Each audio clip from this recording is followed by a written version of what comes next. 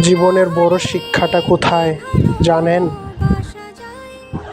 যা আপনার জীবনের একটি অভিজ্ঞতা থেকেই অর্জিত হয়। কেউ যখন আপনাকে ছেড়ে চলে যায়, প্রথম দিকে নিজেকে দোষী মনে করেন হয়তো। নিজের ভুলগুলোকে যখন খুঁজতে শুরু করেন, তারপরই আপনার সব ভুলগুলোকে শুধরে নেন।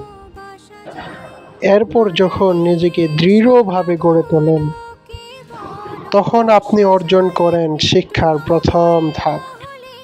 অবশ্যই আপনার মতামত কমেন্টে জানান। ফলো দিয়ে সাথেই থাকবেন। আপনি চাইলে শেয়ার করতে পারেন আপনার লাভ স্টোরি এবং আমাদেরকে জানাতে পারেন, আমরা সেটিকে পাবলিশ করব ইনশাআল্লাহ।